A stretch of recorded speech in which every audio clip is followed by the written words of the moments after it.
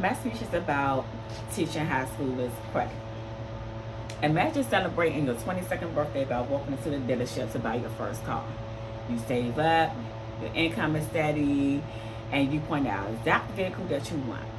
But after running your background, the dealer looks at you and say, "Sorry, I can't help you." To the financial world, having no credit history means you are a ghost. Even worse, having bad credit history means you're a major risk. As high school students standing on the absolute edge of adulthood, credit isn't just a boring math problem. It is the visible key to your future independence. It dictates whether a landlord will rent you your first apartment, how much interest you'll pay on a college loan, and even competitive fields. It is even determined whether a company decides to hire you. As a parent who has spent a significant amount of time studying personal financial and reviewing education guidelines on team wealth building, I know exactly how overwhelming and confusing this system can look like from the outside. Understanding how credit works is an indispensable life skill that allows you to safely leave your money, borrow money, protect your financial reputation, and build a strong foundation for long-term wealth. Today, we are going to fully understand the credit maze by exploring three essential areas. First, what a credit score actually represents. Second, how you can begin building your credit score responsibly from scratch. And finally, the dangerous interrupt traps you must avoid. Credit isn't free money. It is a financial report card that tracks how reliable you are at paying back what you borrow. The entire history is boiled down to three-digit number known as your FICO score, which means it ranges from 300 to 850. According to the Ferner and Investor Education Foundation Money Math for Teen series, a credit score is calculated by using five core variables: your payment history, the total amount you owe, the length of your history, new credit inquiries, and the type of credit you use to utilize. Of these five components, your payment history is the single highest factor, making up 35% of your total score. Think of the high credit score as a financial golden ticket.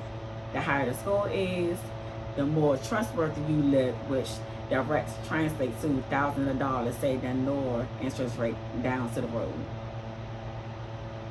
Now that we understand what a credit score is and how heavily your payment history dictates it, let's look at how you can actually start building the history when you have no background at all. Building credit when you're young can feel like classic catch-22. You can get credit without a history, but you can't build credit without first getting credit. Fortunately, there are pathways custom built for beginners. As highlighted in a financial literacy guide for the first New York Federal Credit Union, young adults over the age of 18 can actively step into researching and applying for beginner-friendly credit options, keeping their total debt utilized below 40%, and carefully avoiding opening too many cards at once to prevent lower their scores. If you aren't 18 yet, the first New York Federal Credit Union notes that you can still practice these vital money management habits early by utilizing the same debit account to track daily expenses against a set budget. Another highly secure starting point is to secure a credit card, where a small upfront cash deposit established with your credit limit entirely preventing you from spending money that you don't actually have. While these tools offer a fantastic way to the financial system, credit can easily become a dangerous double-digit sword if you don't watch the pitfalls of the debt. The greatest threat to the young person's financial stability is falling under how credit card companies make their money. When your monthly bill rises, bank letters to highlight the minimum payment due. Everybody knows about that, which is usually a tiny something amount like $25, $35. That's how they get you. If you fall into the trap of only paying the minimum, the remaining balance will hit the high interest rate, which often exceeds 20%. This is where compound interest turns into your worst enemy.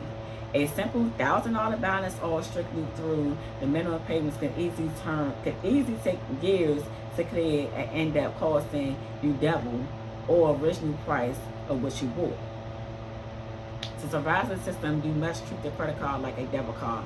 Never charge an item unless you're ready to unless you already have physical cash sitting in your checking account to pay it off and salary when the statements arrive. As our time together comes to the end, it is clear that adulthood requires a sharp understanding of financial landscape. Today, we mapped out our inner working in 3-digit faculty school, identified safe methods like starter cards, and build your history, and expose the compounding danger of falling into the minimum payment trap. Ultimately, mastering the credit maze is not about fearing debt, it's about respecting it as a highly powerful tool designed to build your personal independence. Don't be a financial ghost.